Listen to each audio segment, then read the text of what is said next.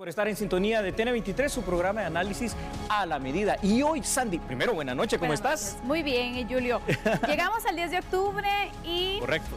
Faltan 3 días para que finalice el plazo de los magistrados de la Corte Suprema de Justicia. ¿Por qué le hago la mención de este tema? A ver, porque cuéntame. es el primero que vamos a tratar. Sigue la información, sigue también distintas medidas que se han tomado al respecto, Julio, que es necesario poderlas analizar. Pues para hacer ese análisis, Sandy, yo te quiero pedir algo. Ponnos en contexto y explícanos qué está sucediendo. Gracias. Porque hoy la magistrada de la Corte Suprema de Justicia, Silvia Patricia Valdés, puso a disposición del Congreso su cargo de vocal primera de esa instancia a partir del 13 de octubre próximo.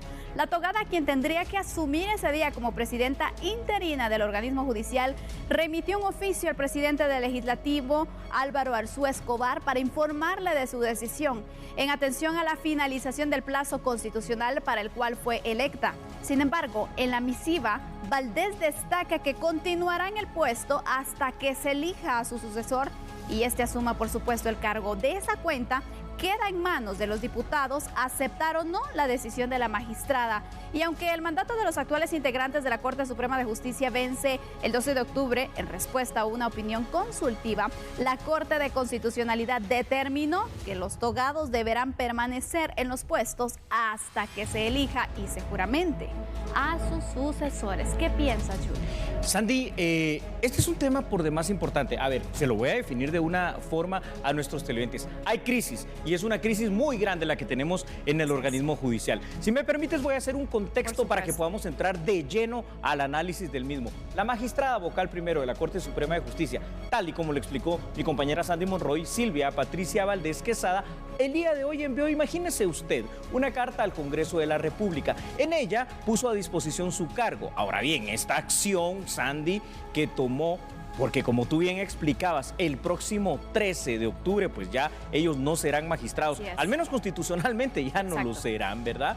Termina el periodo para los cuales fueron electos. En la misma carta, ojo con esto, también la magistrada aclaró que a pesar de que está poniendo a disposición su cargo, el Congreso no va a dejar su puesto. Y esto porque se está amparando también en un artículo que es el que hablamos ayer, Ley del Organismo Judicial, artículo 71, no ha sido electa, seleccionada, designada la persona que viene a sustituirla precisamente en ese cargo. Y todo esto, recordemos que parte de una resolución famosa, Sandy, de la Corte de Constitucionalidad, la cual obliga precisamente a que los actuales magistrados continúen en su puesto. Pero esta es una crisis institucional, es una crisis jurídica, es una crisis constitucional. La Constitución parece que a la CC se le olvidó que es realmente ley suprema y solo parece un listado de sugerencias a seguir si quieren o si no se quiere. ¿Qué te parece? La Constitución, que es la máxima ley que ellos deberían de defender y de aclarar sobre todo, pero creo que aquí han armado un desorden porque ya nadie sabe qué hacer.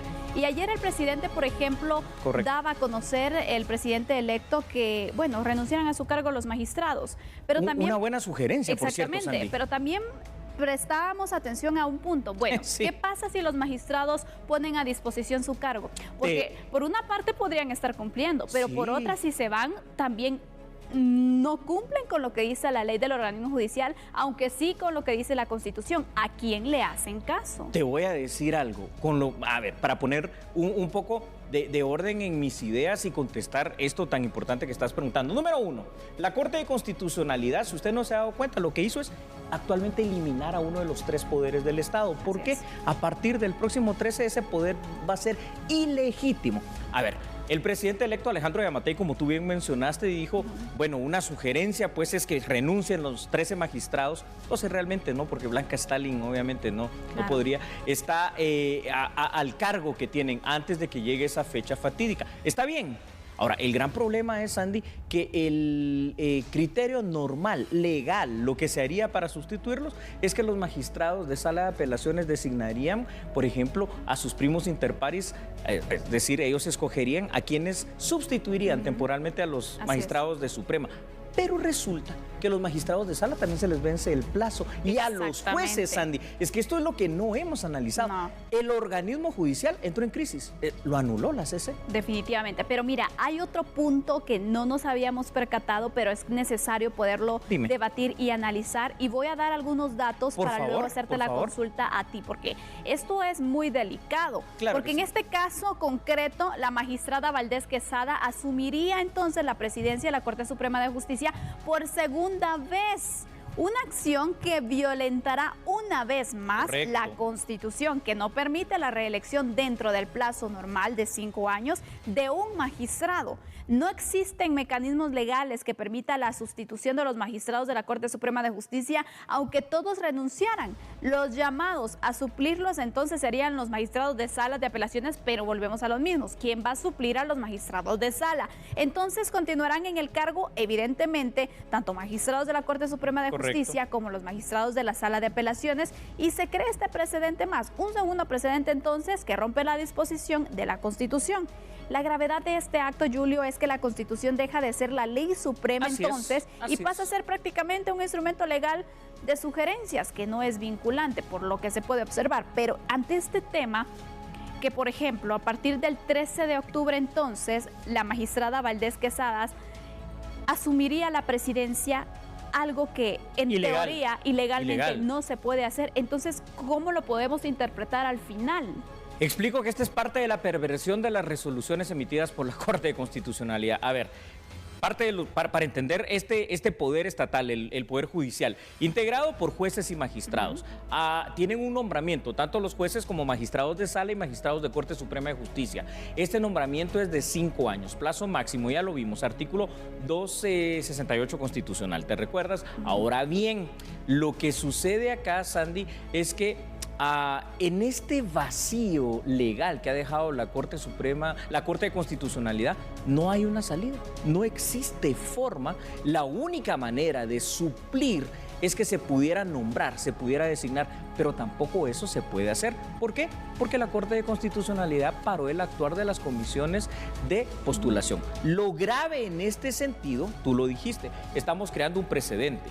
Pero con este precedente le estamos abriendo la puerta a que cualquier otro funcionario después se quiera perpetuar en el poder.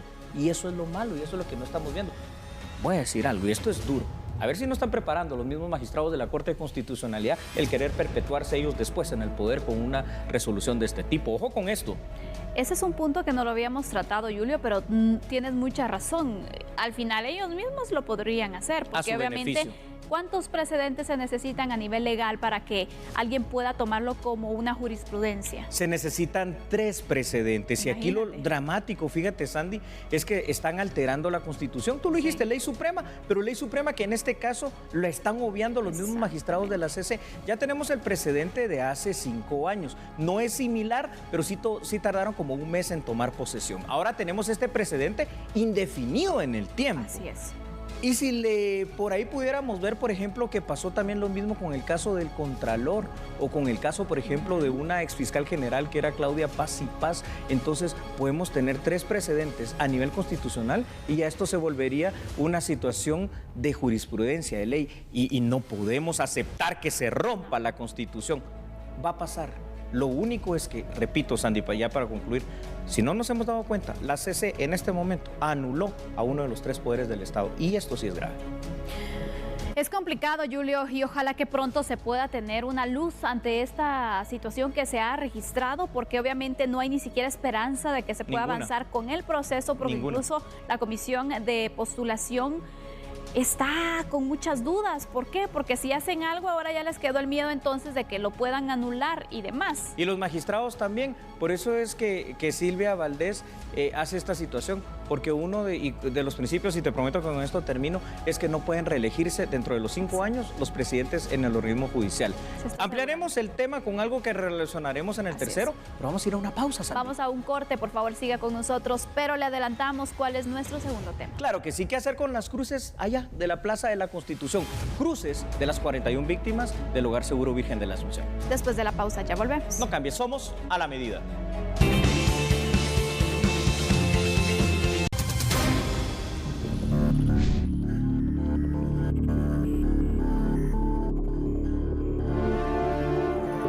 muchas gracias por continuar con nosotros. Es momento de abordar esta temática porque precisamente hoy ocurrió algo en la Plaza de la Constitución, Julio, que ha generado el debate nuevamente.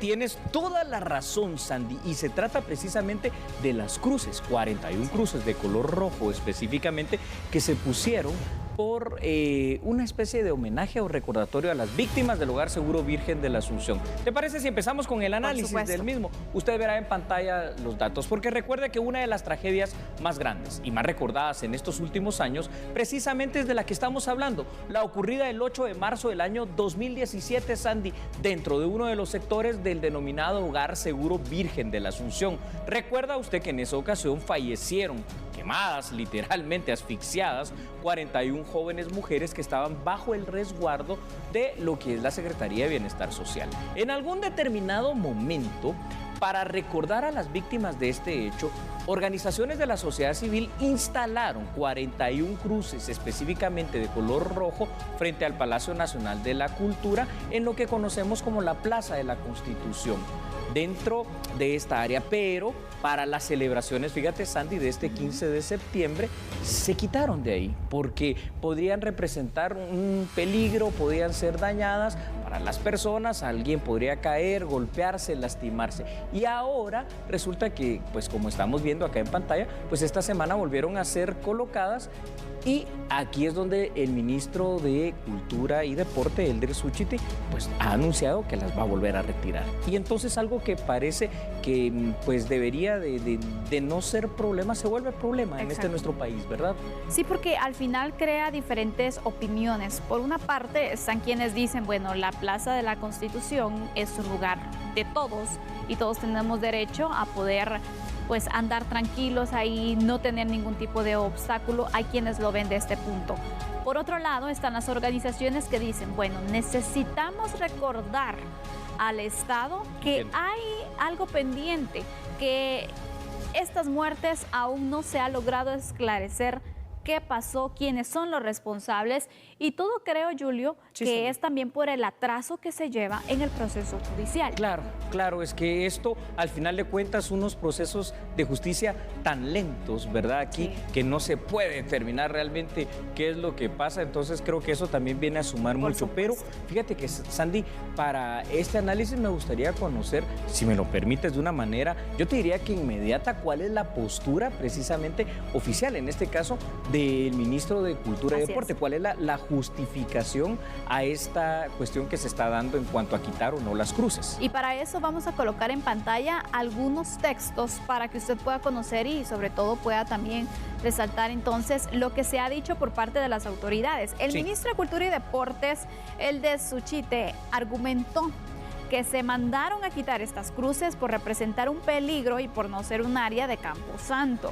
Esta semana las 41 cruces volvieron a ser instaladas en la Plaza de la Constitución, mientras el ministro de Cultura y Deportes manifestó que a su criterio lo están retando con esta acción. En su oportunidad, recordemos que la CONRED, por cuestiones de seguridad en los eventos de independencia, había recomendado reducir el peligro, que no necesariamente significaba quitar las cruces, sino resguardarlas para evitar algún tipo de incidentes. Pero aquí nuevamente entonces nos planteamos la pregunta, ¿qué hacer con las cruces? ¿Se quedan o deben ser retiradas de la plaza central? Yo creo que lo que ha faltado aquí es una cuestión muy simple, se llama diálogo, es decir, a ver, está bien que existan las cruces, ¿no? Como in memoria, como un recordatorio, yo no me opongo a ello, pero sí debería de ser consensuado con las autoridades de gobierno, en este caso, por ejemplo, si va a ser en la Plaza de la Constitución, con la autorización, al final de cuentas, digamos, del Ministerio de Cultura y Deportes, que se ponga allí o en algún otro lado que sea significativo para que este hecho pues pueda ser recordado por las víctimas.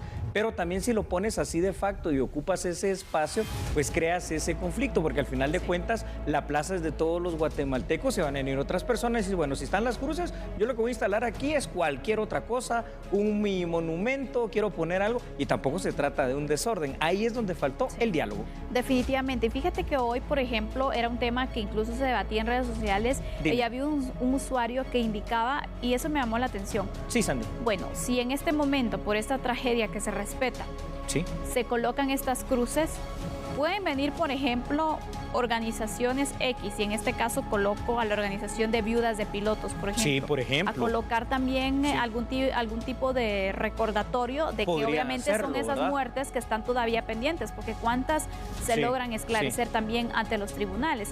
Es decir, que muchos se pueden unir a esta petición porque se dan cuenta que es una forma de recordar constantemente a las autoridades que deben avanzar. Y vendrían no solo las viudas de pilotos, las viudas, por ejemplo, de los negocios que han extorsionado, las viudas de las víctimas de los pandilleros, del narcotráfico. Entonces, ahí es donde habría ese desorden. Tampoco se trata de esa cuestión.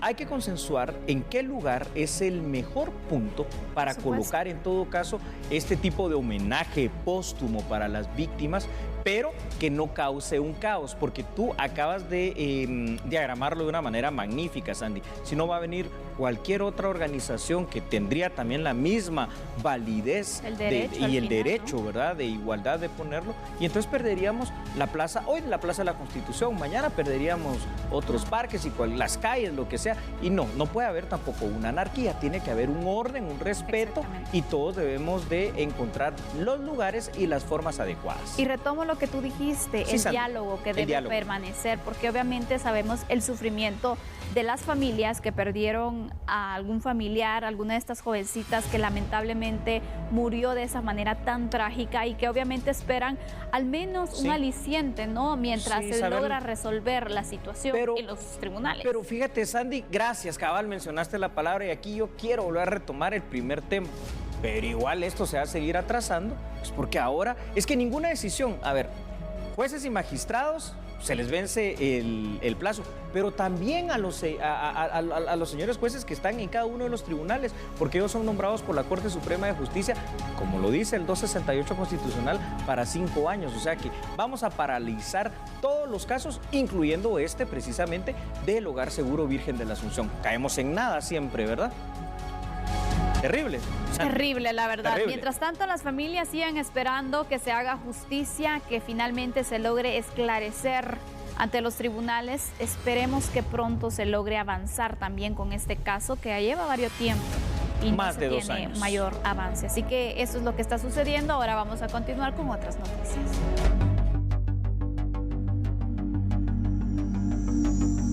Precisamente hablando del ámbito judicial, escuche usted que en un juzgado de mayor riesgo se resolvió que otro integrante de la organización criminal de sicarios, denominada El Patrón, enfrente un juicio por el intento de asesinar a un abogado y notario. Vea la información en A la Medida.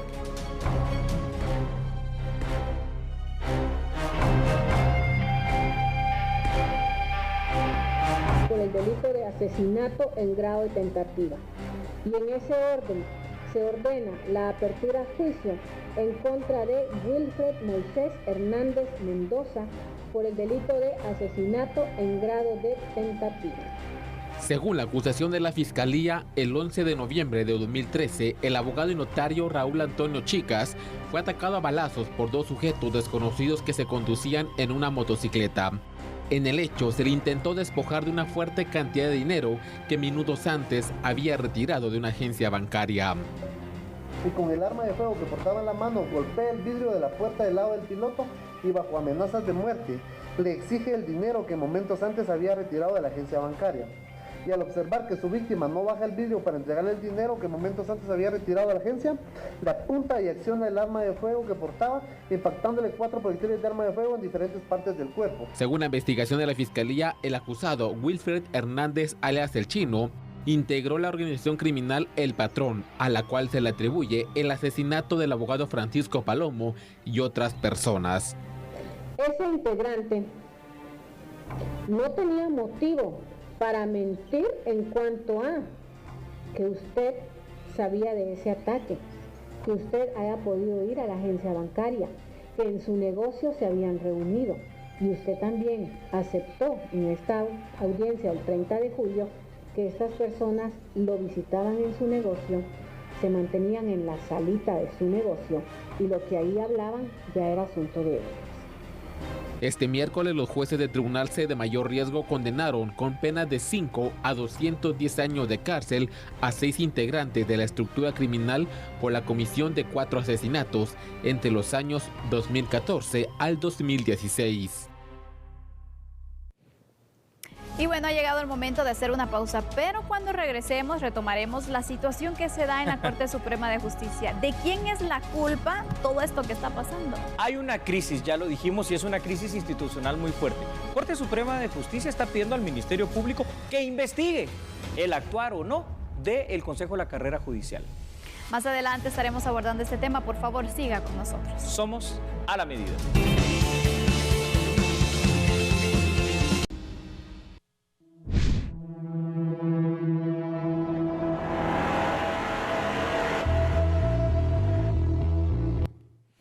Y bueno, ¿qué ha pasado en torno a esta situación? El Pleno Extraordinario en la Corte Suprema de Justicia se remitió al Ministerio Público una solicitud de remoción presentada en contra de los integrantes del Consejo de la Carrera Judicial, quienes son señalados, escuche bien, de negligencia e incumplimiento de deberes por retrasar la elaboración del reglamento de la Ley de la Carrera Judicial. Vea la información completa aquí en A la Medida.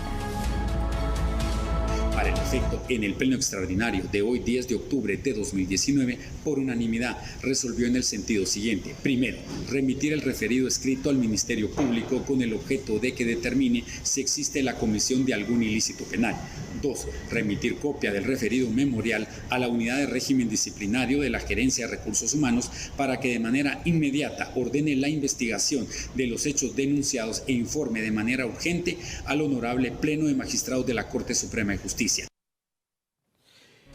Bueno, Sandy, ¿qué hemos venido diciendo toda esta noche y todos estos días? Crisis, es que sí. ¿Cómo le llamamos a esto? Más que una crisis fuerte, grande, institucional en el organismo judicial, ¿no? ¿Y por qué es tan importante darle seguimiento a esta situación? Porque, bueno, recordemos, dentro de la resolución de la Corte de Constitucionalidad, uno de los puntos por los cuales argumentaron también la decisión que tomaron fue el tema del reglamento. Ojo, mira, ¿tiene lógica? Puede parecer que tiene validez, pero aunque tenga esa lógica y esa posible validez, sigue siendo no superior a la norma constitucional. Entramos al análisis, Sandy, por favor. Sí. La crisis en el Poder Judicial de Guatemala se agudiza aún más, pues fuera de la imposibilidad material de elegir a los magistrados de Sala y de Corte Suprema de Justicia, ahora imagínense ustedes, surgen problemas con el denominado Consejo de la Carrera Judicial. De hecho, el Pleno de la Corte Suprema de Justicia, al conocer los argumentos planteados en el memorial dictado por la Corte de Constitucionalidad, responsabiliza al Consejo de la Carrera Judicial de no emitir reglamento de evaluación pertinente. Además, la Corte Suprema de Justicia le pidió directamente, Sandy, al Ministerio Público que investigue si existe incumplimiento de deberes o algún otro tipo de responsabilidad de orden penal por parte de los miembros del Consejo de la Carrera Judicial. Yo creo que ahorita lo que se está buscando es aquí quién tiene la culpa de todo esto, y es una lucha de todos contra todos, y mientras tanto, literalmente, si me permites una expresión muy coloquial, chapina, en trapos de cucaracha, el Poder Judicial. Definitivamente cada quien está buscando salvarse también de las consecuencias, porque creo que van a existir consecuencias legales también por todo esto que se está armando, porque prácticamente están provocando esa crisis y bueno, están también paralizando un poder tan importante como es el judicial. Bien dicho, tú lo defines muy bien, lo están paralizando, porque aunque sigan actuando y conociendo en lo que son audiencias, eso después va a ser impugnado y va a ser muy fácil votarlas por la ilegitimidad, que realmente más que ilegitimidad es inconstitucionalidad de permanencia, de prolongación en el cargo. Entonces, realmente esto se vuelve dramático. Ahora, vamos a ver, el Consejo de la Carrera Judicial pues también alguna responsabilidad tendrá en no haber elaborado en su momento, si era una de sus funciones, este famoso reglamento. Claro. Habrá que escuchar el por qué no lo hicieron, porque cuando lo presentaron, hace más o menos 2 años, la Corte Suprema de Justicia se los había rechazado. Quiere decir que, me imagino, no llenaba las calidades ni las cualidades pertinentes para que sea este reglamento. La gente se preguntará, fíjate, Sandy, ¿qué reglamento estamos hablando? A ver, jueces y magistrados, pero particularmente en este caso magistrados de sala de apelaciones, deben de ser evaluados anualmente, pero además esta evaluación debe documentarse a través de instrumentos avalados para que las comisiones de postulación los conozcan en su momento. Exactamente. De manera que aquellos magistrados que han sido buenos puedan ir a la reelección. Eso es todo. ¿Y qué te parece que, ya que te trataste este tema, vamos con nuestra siguiente información que precisamente trata de este Gracias, punto? Sandy. Porque sí. Este reglamento es uno de los requisitos que es indispensable de conformidad con la ley de comisiones de postulación que exista para que se pueda entonces evaluar hacia los magistrados de las salas de apelaciones, porque precisamente el reglamento y sus resultados evaluativos debieron estar a la vista de los comisionados a efecto de poder evaluar el trabajo entonces de los magistrados que optaban a la reelección, que por cierto hay varios. Es cierto. Para que exista así una verdadera carrera judicial, no se debe tratar de una sustitución total de todos los magistrados de sala y de Corte Suprema de Justicia, sino que debe existir también la posibilidad de la reelección. El no tener entonces un reglamento incide actualmente en una crisis institucional propia del organismo judicial, en la cual se romperá el plazo establecido en ley para la toma de posesión de los nuevos funcionarios. Es decir, desde ese punto, la no creación o la creación tardía también de ese reglamento, creo que allí fue donde inicia esta situación caótica. Mira que es muy importante lo que estás diciendo, porque ¿te recuerdas la resolución ya famosa de la Corte de Constitucionalidad que anula estos procesos completamente de selección de magistrados? Bueno, pues resulta que el Consejo de la Carrera Judicial, 2 días después de emitida esa resolución, es decir, el 19 de septiembre, presenta una vez más el reglamento de la Corte Suprema de Justicia para decir, aquí lo tenemos, evalúenlo y entonces ya continuamos. Pero resulta ser que era el mismo reglamento que ya les habían no aprobado hace 2 años. Entonces también parece haber ahí cierto trabajo probablemente negligente al no cambiar esto, al no tener preparado esto, pero lo que voy a decir es duro, también al no haber supervisado que esto se cumpliera. Exactamente, y ya para concluir, esa es la duda entonces. Si el Consejo de la Carrera Judicial no tenía listo el reglamento, ¿no existe alguien que supervise al Consejo de la Carrera Judicial? Y aquí hay que preguntarles directamente a los magistrados de Corte Suprema de Justicia. Ahí está el tema, un tema polémico por demás.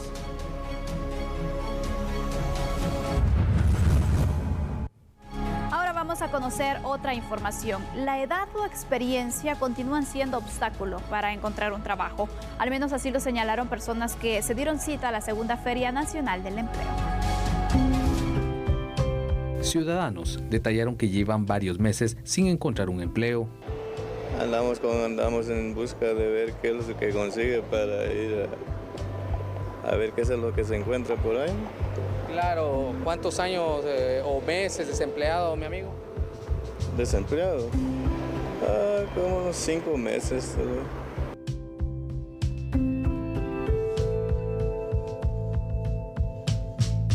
Pues vamos a ver vamos a ver ahí adentro cuántas son las que hay, para ver cuáles podemos elegir, va. Claro, ¿cuál considera usted que son las dificultades que tienen pues miles de ciudadanos a la hora de obtener un empleo? Hay bastantes expectativas, que todas las empresas piden muchos requisitos, ¿verdad? Ya uno que si no tiene estudio ya no puede obtener alguna plaza en alguna empresa de prestigio, ¿verdad?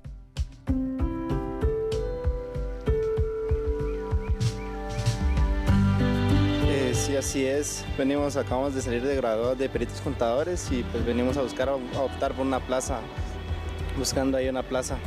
Claro, la expectativa terminar de graduarse y obtener un empleo, pero no es así, tan solo 20,000 se logran incorporar, esperan que ustedes sean de esa cifra. Sí, así es, esperamos tener la oportunidad de poder optar por una plaza de esas y pues poder estar trabajando y ayudar a nuestras familias.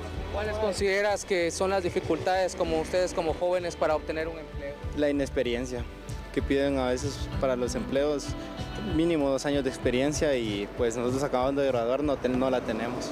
En la presente administración se han desarrollado 37 ferias de empleo, en donde se logró ubicar a 39,000 ciudadanos. Durante la Feria Nacional de Empleo se pusieron a disposición de asistentes 8,000 puestos de trabajo fijos y de vacacionistas. El próximo evento se realizará el 21 de noviembre en Suchitepeques. Continuamos acá con la información a la medida. Durante su participación en la segunda Feria Nacional de Empleo, el presidente de la República se refirió al reciente fallo de la Corte de Constitucionalidad en torno al tema de la contratación por tiempo parcial. Por ejemplo, el acuerdo o el convenio 175 que nos abría la puerta para poder tener empleo parcial o por horas a personas que necesitan estudiar, a personas que necesitan una jornada media o a personas que de una u otra forma pueden encontrar una oportunidad de un trabajo formal con protección de seguridad social y todas las ventajas que eso conlleva, pero que viene alguien a través de una corte y deja en suspenso muchos de los beneficios de ese tipo de políticas. Es frustrante. Sin embargo, nuestro compromiso seguirá siempre hacia conseguir y obtener las mejores condiciones para las personas que necesitan ese empleo digno. ¿Qué les parece si hacemos una pausa y nos acompaña después del corte?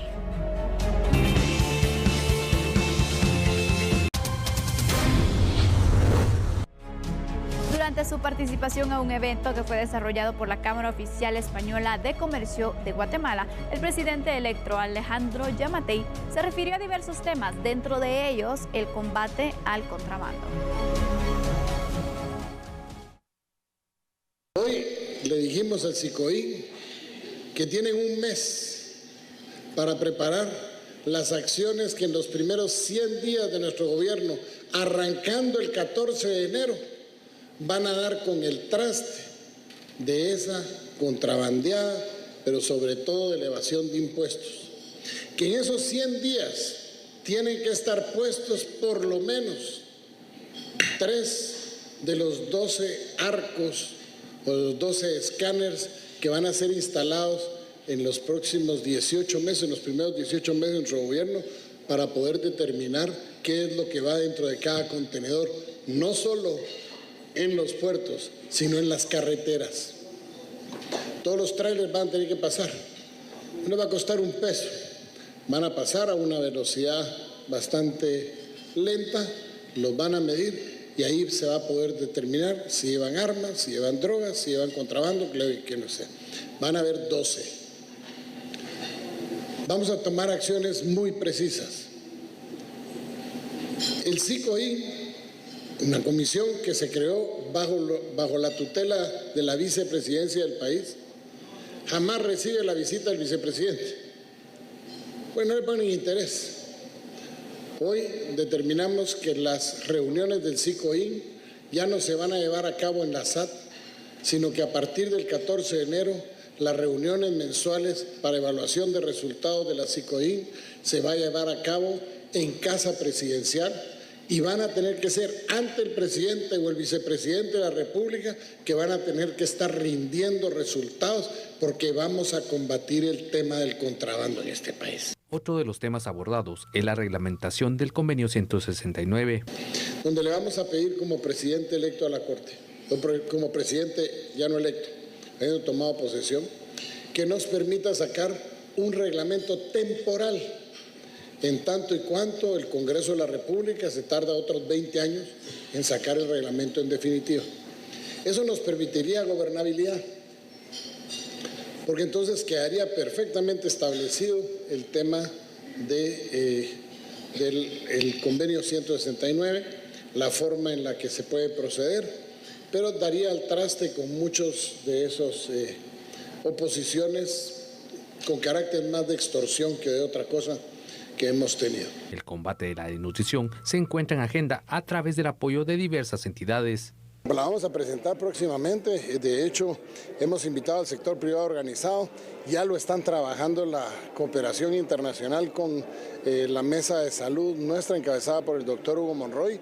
Están las organizaciones que velan por el combate a la desnutrición en Guatemala. Está el INCAP, hay muchas, está Nútreme. El encargado le vamos a devolver lo que es la rectoría en el tema de la salud pública y asistencia social al Ministerio de Salud Pública. Vamos con otra información en A la Medida. El expresidenciable Mauricio Radford deberá comparecer ante el juzgado sexto para ser escuchado en primera declaración, esto por supuestos hechos delictivos cometidos en el año 2015. La Fiscalía contra Delitos Electorales solicitó al juzgado sexto de instancia penal fecha para desarrollar audiencia de primera declaración del expresidenciable del partido Fuerza, Mauricio Radford, que es señalado por la supuesta comisión de delitos electorales en los comicios de 2015. Además, un particular y un diputado también serán citados. La Fiscalía de Delitos Electorales procedió a solicitar al Juzgado Sexto de Primera Instancia Penal la solicitud de primera declaración en contra del señor Mauricio Radford, del señor diputado Claudio Harmelin de León y del señor Luis Felipe Miranda por la posible comisión de los delitos de falsedad material, falsedad ideológica, encubrimiento propio y perjurio. Básicamente ese fue el planteamiento que se presentó ante el honorable juzgador y estamos pendientes que se nos notifique de la realización de la fecha de dicha audiencia.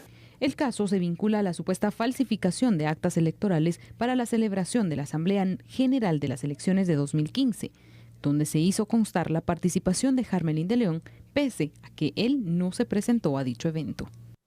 Representantes de la Organización para Mujeres Alanel, Santa Catarina, Ixtahuacán, se pronunciaron por el estado de sitio en ese municipio de Sololá. Un grupo de mujeres indígenas de Santa Catarina, Ixtahuacán, Sololá, solicitaron que se instale una mesa de diálogo para encontrar una salida efectiva al conflicto de décadas. El apoyo de más organizaciones civiles y buscar acciones para poder ver de qué manera quizás pedir el apoyo al gobierno para que puedan dar, si ciertamente tienen la capacidad de darle solución durante 30 días, que por cierto lo dudamos porque como manifestamos, ¿verdad?, que es un conflicto muy histórico y dudamos que se dé solución durante 30 días.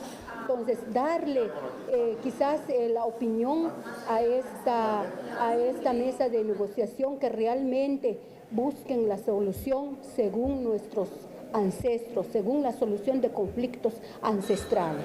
El Ejecutivo decretó estado de sitio en los municipios de Santa Catarina, Ixtahuacán y Nahualá el pasado 30 de septiembre.